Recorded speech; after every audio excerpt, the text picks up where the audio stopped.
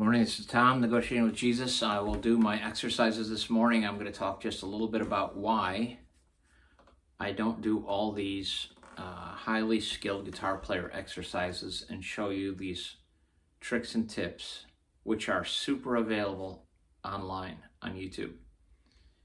I'm going to try and think the next month or two of what things I would add, because then it's going to make a longer video. What do I need to add? What should I substitute out? Yesterday I saw a video of guys, some very accomplished guitar players. I watch them all the time, so you can too. But I think what I want to focus on is just doing the basic exercises every day. It's what I do. So yesterday I watched a picking video, and the guy was very good. He had a picking exercise that was fantastic. He did it fast. It was a video short, so it was maybe a minute long video. Fantastic. I thought, man, that looks like a great exercise. Maybe I should incorporate a picking exercise. So it had to do with picking down two strings, and then picking up, and then picking down two strings. It was a technique that looked valuable, and it was also a scale that looked valuable. He was playing pentatonic, but he was jumping around, playing on three strings, something like that. So I'll look at that. I'll look at a picking exercise. I decided I might do the full C scale, because I noticed I couldn't hit the B when I came to this B string. I would go right to the C, the pentatonic scale. So in the pentatonic scale, A, B, C, D, E, F, G, you skip the B's. In the key of C, you skip the B's and the F's.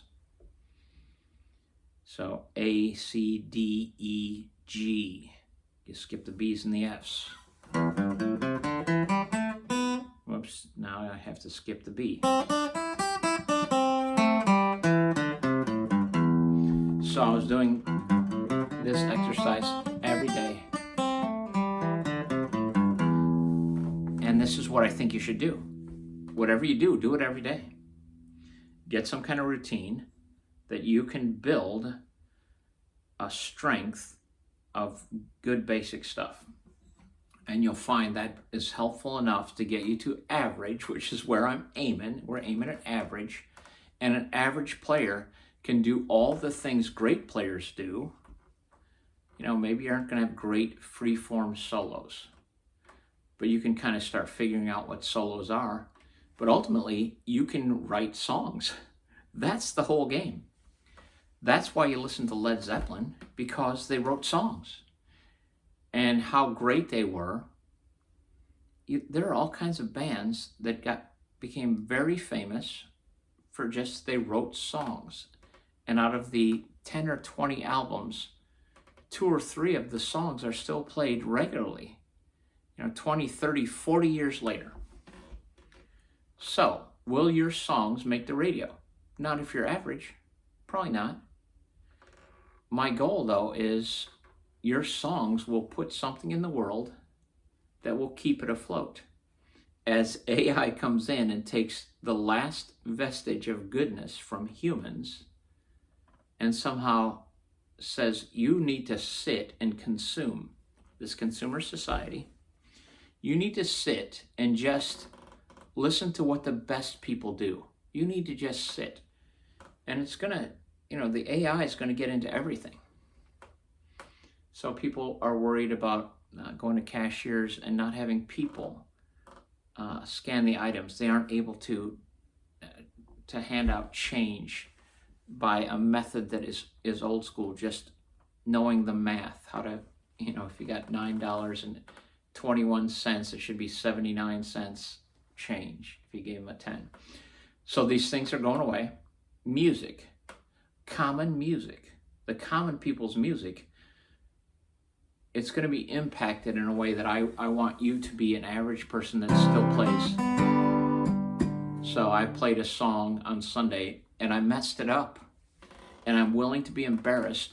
I thought I would be able to do okay, but twice I got confused because I'm singing, I'm leading our song, I'm accompanying myself, I'm singing. How's that song go?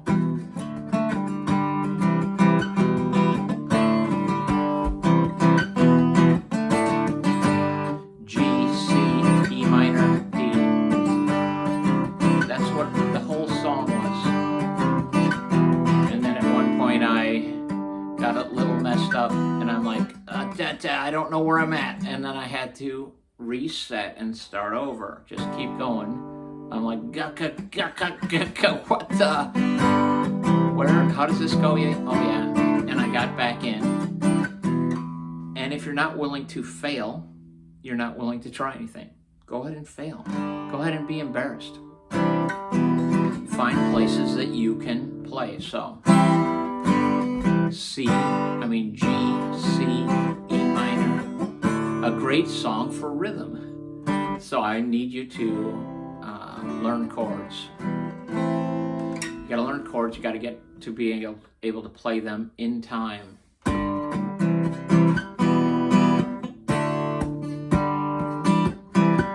And learn what rhythm is. So my hand keeps going the same speed. I'm skipping a lot and I'm doing up strokes. The offbeat, the upbeat.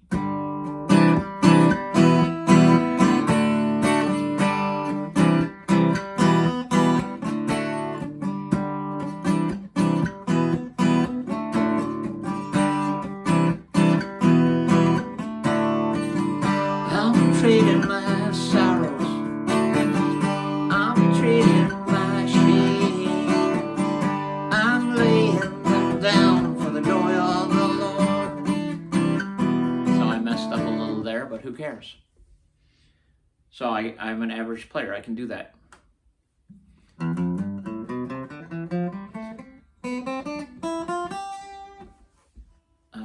And then some picking exercises, some different exercises. The one was 1-3. So if you play the whole standard C scale and do it often, you have to be able to play it. Somebody showed an exercise where they played the thirds.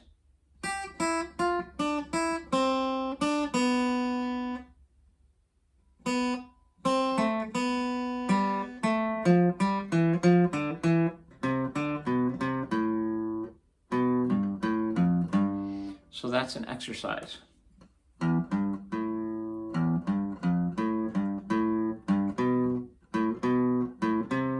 So you get to know the third, which is E, F, G. E, skip the second. F, play the G. E and G. Thirds. These are theories that it's nice to know where the third is. When you play improvise, you need to know where the thirds are. I'm going to do my exercises. That's it for now. I'm going to do my exercises because every day I'm going to play the pentatonic scale in all 5 positions because I think it's helpful. I'm also going to go.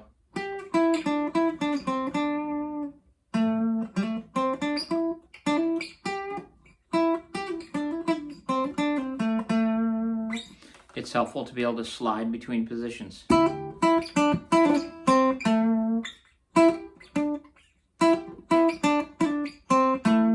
And you'll find songs, riffs, are built on top of exercises. So my exercise of sliding between the positions is useful because all of a sudden you find little riffs or soloing.